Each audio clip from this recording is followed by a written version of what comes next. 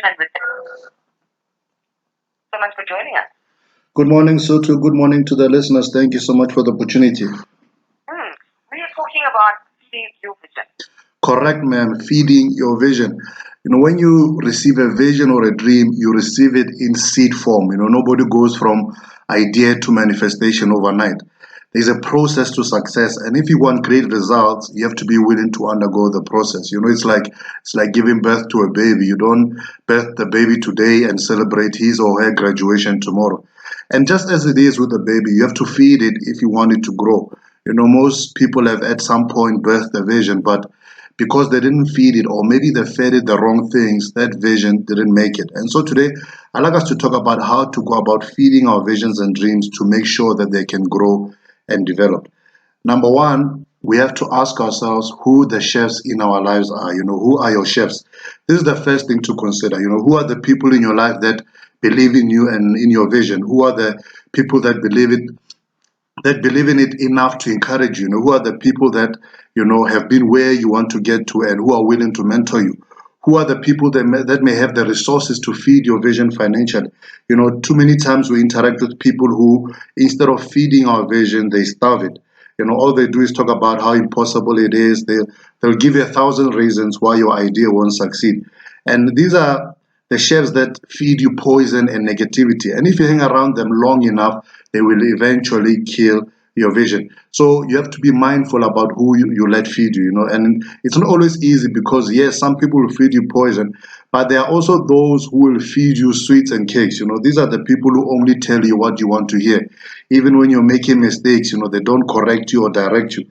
And although we may like their company, they are also dangerous to the vision because what they are feeding you isn't healthy and balanced. What you want in your life are chefs who feed you what's good and healthy for your vision.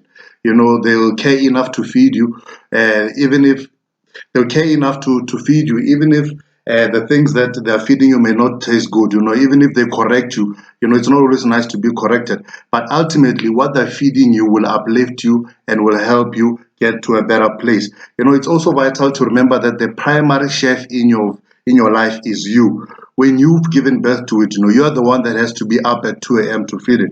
So you must take primary responsibility to make sure that your vision is fed and it grows. So number one, ask yourself, who are your chefs? Number two, feed it regularly. Just because you fed your baby yesterday, it doesn't mean that you don't have to feed it today. One of the mistakes that people make is they feed their visions once in a while and they wonder why those visions are not developing at a good pace. If one of the ways you're feeding your vision is through reading, read on a regular basis. Maybe you have a fitness vision and one of the ways you're feeding it is through exercising and eating healthy. You have to do it on a regular basis. Maybe you have a financial vision and one of the ways you're feeding it is through saving money. You have to do it on a regular basis if you want to succeed. Success comes not by the giant leap you take once in a while, it comes by the consistent steps you take on a daily basis.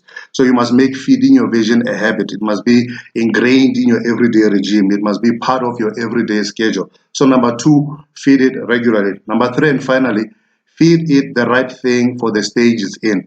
What you feed a baby at 7 months old is different from what you feed it at 7 years old. So it's important to understand at what stage your vision is in. What does it require right now in order to grow? If it's a business, what does your business need right now? The needs of a startup are not the same as those of a conglomerate. So understand the growth needs of your vision and feed it accordingly. If it's a career and maybe you want to become the CEO, what are the gaps you have in your knowledge and experience that you need to fill in order to achieve that vision?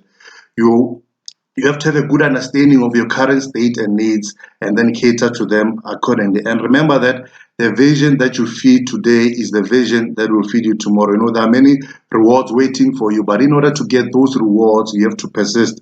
There are no trophies for quitters. And in closing, we say that in feeding your vision, you have to, number one, ask yourself, who are your chefs? Number two, you have to feed it regularly.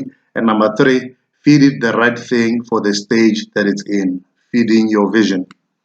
All right, thank you so much, Confidence. I like that. Feed it what it needs at that specific stage and not necessarily just anything that you come across. But thank you so much, Confidence, for your time.